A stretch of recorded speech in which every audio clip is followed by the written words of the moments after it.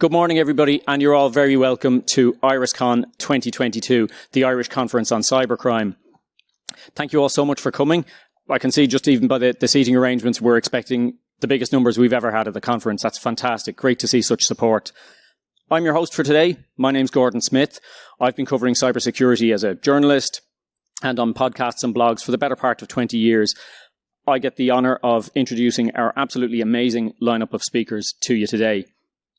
It's entirely appropriate, I think, that we're here in the Aviva Stadium, a venue that down through the years has hosted some real rock stars, and Michael Bublé. Now, I'm sure our speakers are far too modest to ever refer to themselves as rock stars, even if at least one of them still rocks a ponytail and another one plays bass guitar, but that's another story. There is no denying, though, the enormous respect and influence they have in the profession and in the industry. We're absolutely privileged to have them. I'm going to steal a line, in fact, from Cooper, who many of you may know. He's been videoing our conferences for a number of years. He said on Twitter just recently, I count at least 5 names in the IrisCon schedule who will be the main speaker at any other conference. Cooper knows what he's talking about. He covers at least 30 security conferences a year. It's a hell of an endorsement, but he's absolutely right. As soon as I saw the lineup, I was just absolutely couldn't wait. So you're in for a treat, folks. You really are. Now, just to set the scene, I'll set the context for a few minutes. The advantage of holding a conference late in the year does afford you a chance to look back. And I always like to pick out some significant events and moments in cybersecurity that we can kind of look back on. Obviously, this is taking place against the backdrop of an interesting year, to put it mildly. Russia's invasion of Ukraine has led to an uptick in damaging cyber attacks. That's not just me saying that. Recent reports from the UK National Cybersecurity Centre and ENISA both name-checked this. But even closer to home, there's recent research by LHK, an insurance group here in Ireland, that found that 70% of companies with more than 100 employees had been affected in the last year by some form of cyber threat or invoice fraud. And only a minority of companies actually say they're extremely confident of the steps they take to avoid fraud. But I'm actually going to cheat when I look back. I'm going to go all the way back to December 2021. Still counts because it happened after last year's IrisCon. But you may remember in December, the Health Service Executive published a 157-page post-incident review into the Conti ransomware incident it had suffered the previous May. Quick show of hands, has anybody seen or read the report? Yeah, quite a few. So you'll know then that it doesn't exactly cast the HSE in the most flattering light. The report's pretty honest about the shortcomings in policies, procedures, and quite open about what the HSE got wrong. So what's this got to do with IrisCon? Well, since the very first conference was held, not 500 metres from here, back in 2009, a constant running theme has been sharing information. Why do we share information? Because it's what makes the community better. We understand the threats that are out there, we pool resources, everybody improves, and everybody gets a little bit better protected. So I think the HSE deserves some credit for publishing a report that frankly is quite warts and all. They had a lot to lose if you think about it. I mean, their major stakeholder, the government, they could certainly have lost a face, not to mention the public. But again, I believe they did so in the knowledge that this information being out there in the public domain would help to others to learn from, absorb the lessons, and maybe do things better themselves and improve. Keep in mind, this isn't always the prevailing culture in security. I don't know if you saw, but about a month or so ago in the US, Uber's former Chief Information Security Officer, Joe Sullivan, was convicted for covering up the data breach that Uber had had back in 2016 involving the loss of 57 million customer records. So this idea of openness and transparency, it hasn't percolated totally through the security community. But that culture is changing. And I believe, I can say this as a partial outsider, I guess. I'm lucky enough to host this, but not being immersed in security all the time. But I think IrisCert deserves huge credit as well, because since day one, they have been banging the drum for information sharing. That's how we make the community better. Now, I'm not kind of saying that makes them some kind of security hipsters. Apologies if that word is triggering for some people. So let me just put it this way. They were doing information sharing before it was cool. Ooh, okay. So that hipster joke worked so much better in rehearsal. So speaking of... What rehearsal? Speaking of throwbacks to the earliest days of the conference, again, remembering 2009, There was a strong law enforcement presence there, and I'm delighted to say we've got speakers from An Garda Síochána. We've also got the National Cybersecurity Centre from Ireland, and also ANISA as well. We're very honoured to have them. And our diverse lineup of speakers includes some returning favourites and some new names who are joining us here for the first time.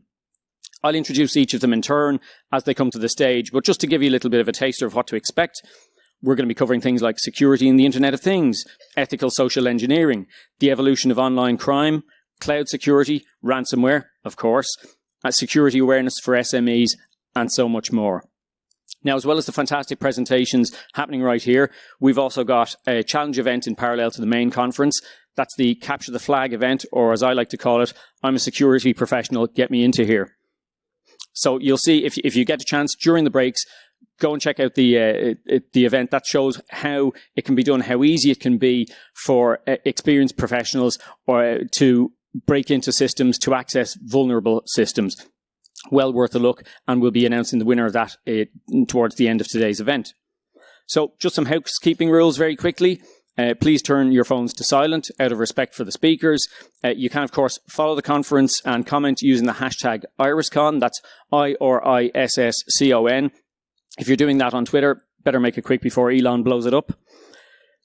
Also, finally, a massive, massive thank you to our sponsors.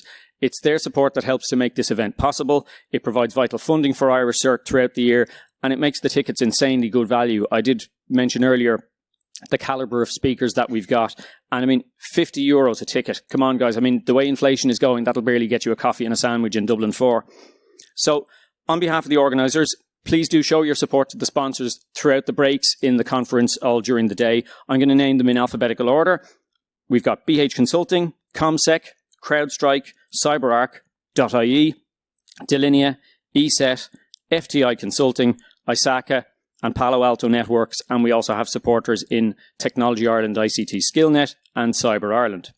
So with that, I'm going to hand you over to the man who's going to kick off the conference proper.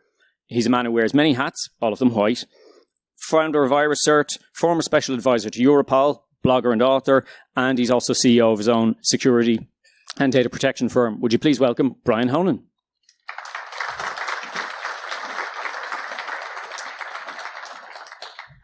Thanks, Gordon, and good morning, everybody. Don't worry, I'm not going to speak for too long here because you're not here to listen to me talk. There's much better speakers here to talk as well.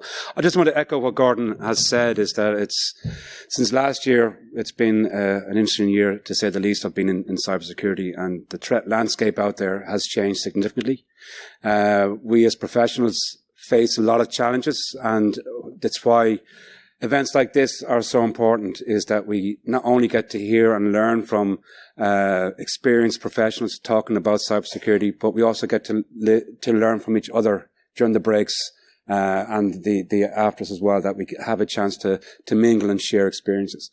A key message I think you heard from Gordon, and we'll hear from An Garda Síochána, etc. later on, is that we need to share information.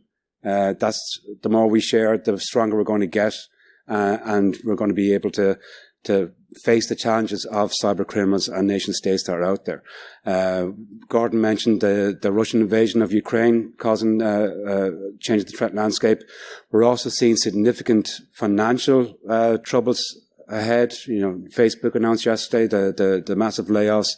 So there's going to be a downturn. There's going to be lots of people out of work who will probably be tempted to turn their hand to nefarious means. So the threat landscape continues to change, and we need to be able to work together and share things better. So look, welcome everybody today. Thank you for turning up. Again, as Gordon says, thanks to our sponsors. IrisCert is a not-for-profit voluntary organisation. We are one of 2 certs here in Ireland, and we provide our core services out to SMEs and other Irish businesses to help them deal with the threat landscape and alert them to what's going on.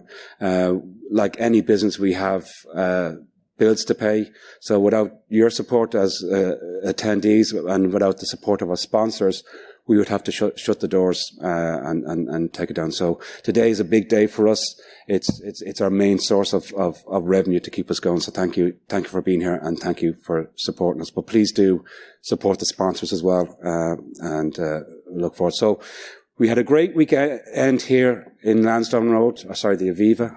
I'm just giving away my age there.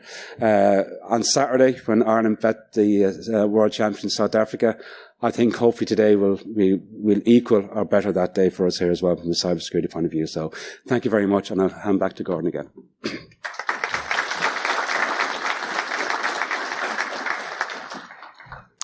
Okay, thanks, Brian. And it gives me great pleasure to introduce our first speaker for today.